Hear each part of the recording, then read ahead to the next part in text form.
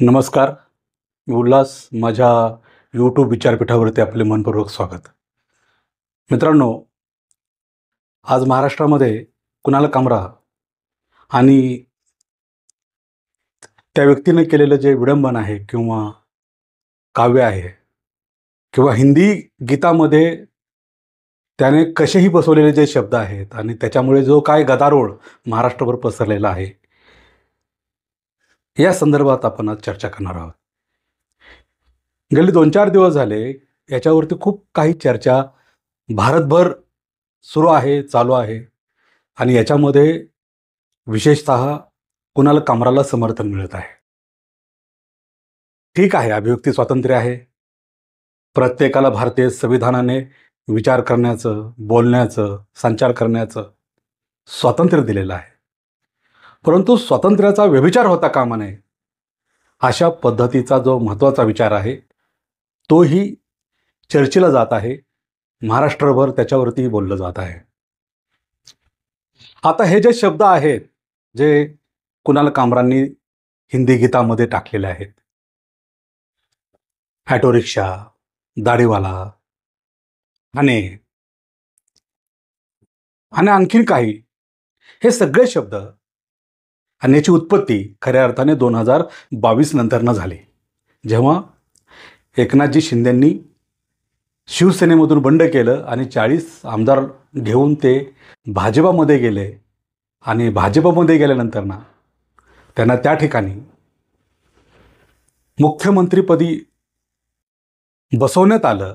तेव्हापासून खऱ्या अर्थाने या गद्दार, ठाणे, दाढी, ॲटो हे शब्द त्यावेळेस निर्माण झाले. पण सत्ता कुणाला नको आहे? जे काही चाललेलं आहे ते सगळं सत्तेसाठी चाललेलं आहे. आमच्या हाती राजसत्ता हवी आहे आणि धर्मसत्ताही हवी आहे, अशा पद्धतीचा विचार राजकारणात असलेल्या सर्व राज्यकर्त्यांचा आहे. कुणाला देशाचं, लोकांचं कुणालाही काही पडलेलं नाही आहे. आज बहुमतात महाराष्ट्रातलं महायुतीचं सरकार आलं असताना सुद्धा 100 दिवस होऊन गेले, तरीसुद्धा शेतकरी असतील, बेरोजगार युवक असतील किंवा महाराष्ट्रात काही ठिकाणी पिण्याचं पाणीसुद्धा मिळत नाही आहे, इतका मोठा दुष्काळ पडलेला आहे, तिथली ती परिस्थिती असेल. ज्या शेतकऱ्यांनी आत्महत्या केलेल्या आहेत त्यांच्या विधवा पत्नींची समस्या असेल, लाडक्या बहिणींना अजून मानधन मिळालेलं नाही आहे किंवा 2100 रुपयाचं मानधन मिळणार होतं, या आशेनं बिचाऱ्या त्या वाट बघत बसलेल्या आहेत, त्यांची समस्या असेल, त्याचं कुणालाच काही पडलेलं नाही आहे.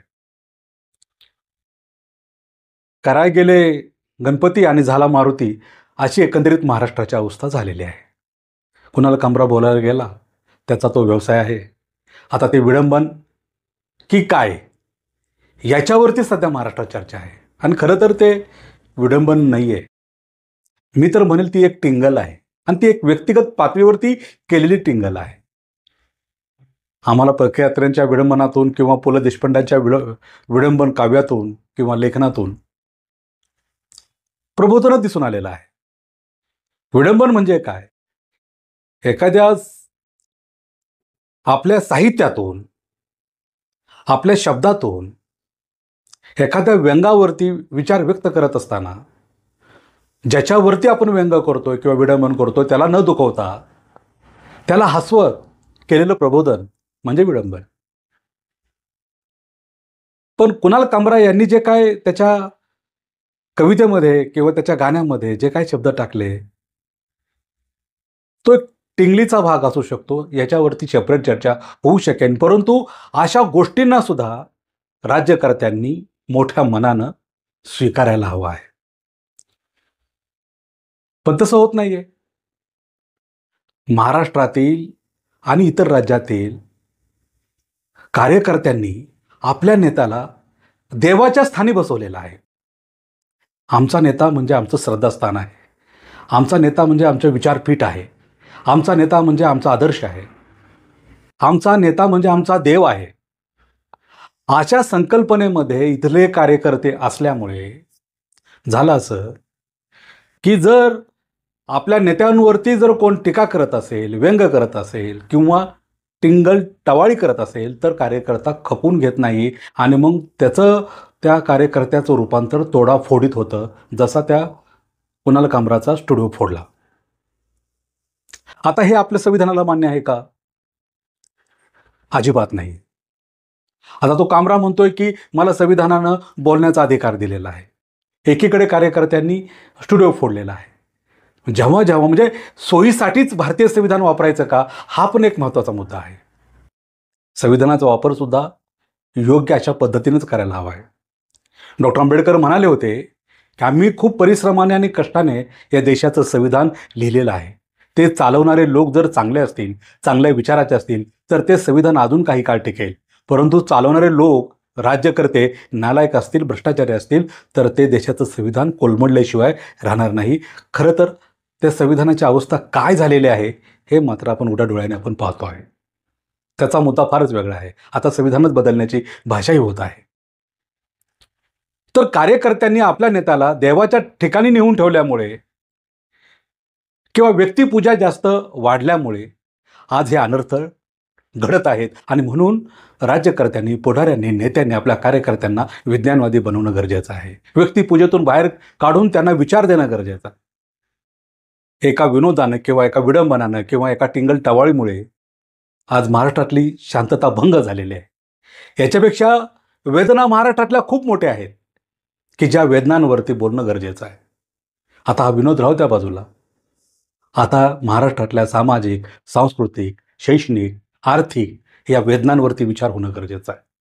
आणि त्यावरती या बहुमतात आलेल्या सरकारनं वाटचाल करायला हवी आहे. अशा काही गोष्टींना घेऊन जर विधानभवनामध्ये, विधानसभेमध्ये जर चर्चा होत असतील तर या चर्चेचा जनसामान्यासाठी काही उपयोग होत नाही, ही वस्तुस्थिती आहे. आणि म्हणून महाराष्ट्रामध्ये आता वैचारिक बदल होणं सुद्धा महत्त्वाचं आहे.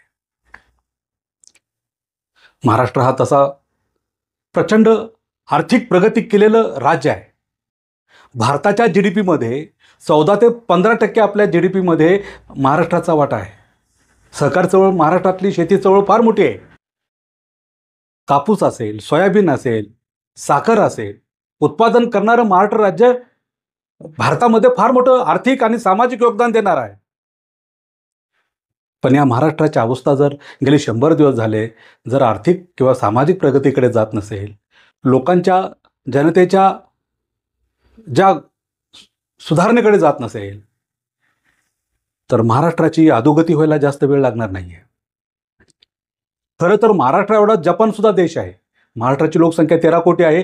जपानचीही 13 कोटी लोकसंख्या आहे, त्या आसपास आहे. पण आज जपान राष्ट्र दुसऱ्या महायुद्धानंतर ना किती आधुनिक पद्धतीने प्रगत झालेलं आहे हे तुम्हाला चांगलंच माहीत आहे. जपान राष्ट्र टेक्नॉलॉजीमध्ये पुढे गेलेलं आहे. ऑटोमोबाईल्समध्ये पुढे गेलेलं आहे. कित्येक क्षेत्रात ते पुढे आहे. बुलेट ट्रेनसाठी भारताला याच महाराष्ट्राच्या लोकसंख्या एवढा असणाऱ्या या जपानने 1.9 लाख करोड रुपये आपल्याला 40 ते 50 वर्षाच्या दीर्घ मुदतीने आपल्याला कर्ज दिलेलं आहे. फिलिपिन्स हा देश की जो महाराष्ट्राच्याच लोकसंख्या एवढा आहे, त्या देशाबरोबर आपले आर्थिक आणि व्यापारिक संबंध 2.5 अब्ज डॉलर्सच्या व्यवहारात आहेत. आणि तिसरा मेक्सिको देश की ज्या मेक्सिको देशाची लोकसंख्या महाराष्ट्र एवढीच आहे, तिथल्या लोकांबरोबरही आपले राजकीय, सामाजिक, सांस्कृतिक, शेतीविषयक असे फार पुरातन संबंध आहेत. आणि त्या देशाबरोबर आपला आर्थिक व्यापार 8.6 अब्ज डॉलर आहे.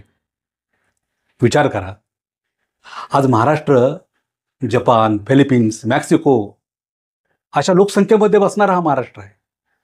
आणि महाराष्ट्राचे चीफ मिनिस्टर देवेंद्र फडणवीस म्हणजे आपल्या दृष्टीने ते आपल्या राज्याचे पंतप्रधान आहेत. उपमुख्यमंत्री देवेंद्रजी फडणवीस, दुसरे उपमुख्यमंत्री अजितदादा, हे आपले हे पंतप्रधान लोक आहेत. उलट या लोकांनी या महाराष्ट्राला नाही त्या गोष्टीकडे घेऊन जाण्यापेक्षा आर्थिक, सामाजिक, सांस्कृतिक, शैक्षणिक प्रगतीकडे या महाराष्ट्राची वाटचाल की जी पिढ्यानपिढ्या चांगल्या पद्धतीने होत आलेली आहे, तीच वाटचाल जर या बहुमतात आलेल्या सरकारने केली तर नक्कीच आपल्या देशामध्ये चांगले बदल घडून येतील. या ठिकाणी इतकंच. Please keep watching and sharing Equality YouTube channel. धन्यवाद. Thank you very much.